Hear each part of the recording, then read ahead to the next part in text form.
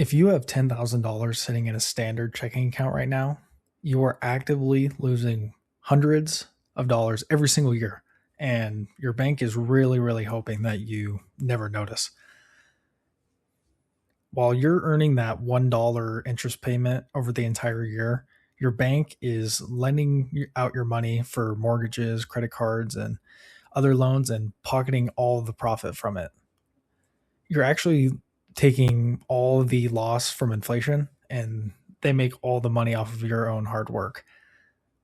But by changing just one thing with your bank, you can turn that exact same money that you have in your bank account into $400 or $500 a year in passive income, zero risk, zero market volatility, and zero hard work. This isn't some secret or some risky stock market play or a really complicated side hustle. It's simply fixing your broken cash management setup and using a simple 3 account system.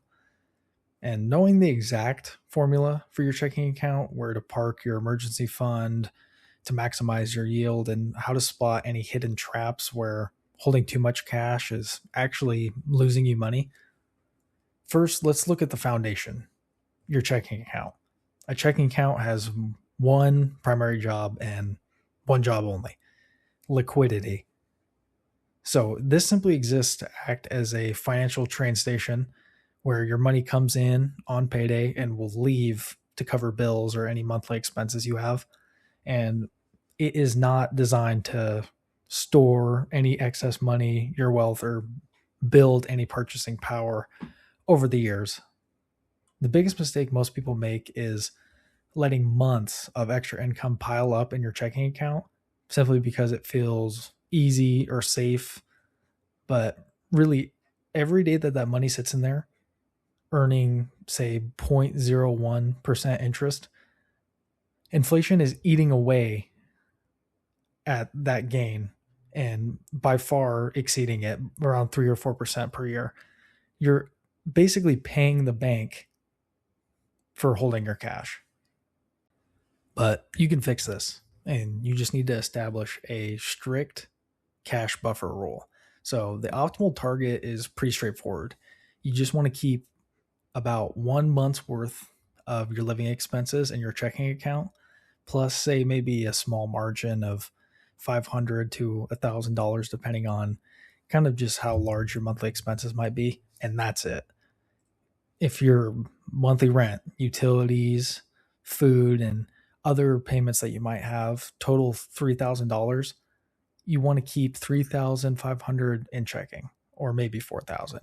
That buffer completely eliminates overdraft anxiety or any random utility spikes, but it ensures that every single dollar beyond that amount that you need gets put immediately where it can make more money for you. Now, where does this extra money go? And that brings us to account number 2, your short-term reserves/emergency fund. This is the financial barrier that protects you from your real world surprises and something that you can't anticipate. So medical bills, losing your job, car repairs, things like that.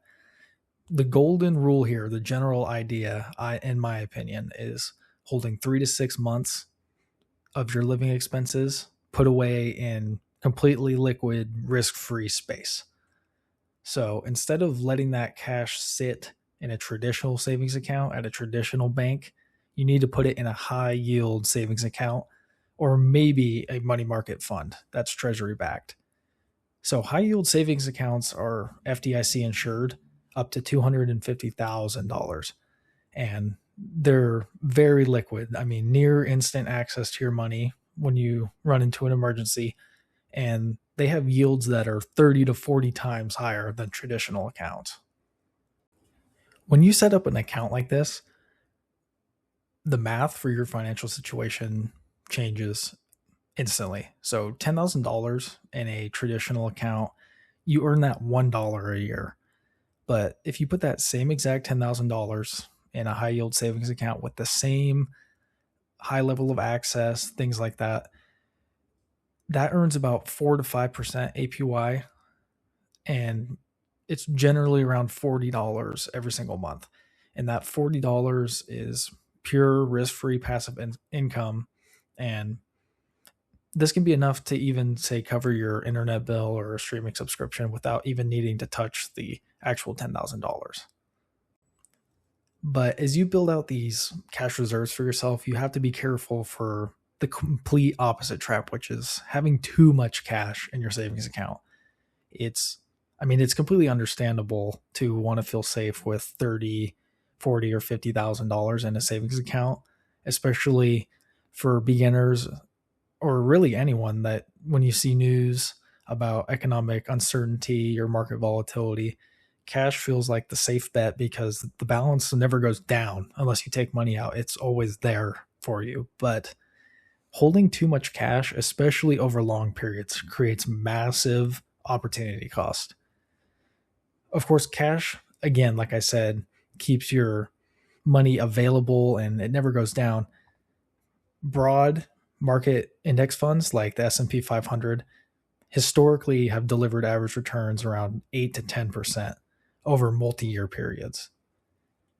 So if you hold $20,000 of excess cash in a savings account for 10 years, you'll earn a decent yield, but you miss out on tens of thousands of dollars in compound growth that index funds would have generated for you. So once you've created that checking account buffer and you have 3 to 6 months emergency expenses in your high yield savings account, in my opinion, the remaining amount of income that's coming in, every single dollar after that, should be going into long-term wealth building. So Roth IRA, 401k, or just a regular brokerage with broad market index funds. So just go ahead and do this exercise. So just take 5 minutes and log into your bank and look at your checking account balance, subtract 1 month of your expenses plus a buffer that you might want, and see how much cash you have just sitting in there that isn't earning anything. Setting up this automated, almost waterfall, checking for immediate bills, then your high yield savings, and then your investment accounts for long-term growth is the simplest and quickest low effort move that you can head towards making more money from your money. So I'm kind of curious. Feel free to leave a comment below. Where's your emergency fund? Is it in high yield savings? Is it in a money market fund with treasuries? And go ahead and hit subscribe and keep on working on your financial setup every single week over week. And feel free to check out any other videos if you'd like to learn more about any financial topics. Thank you.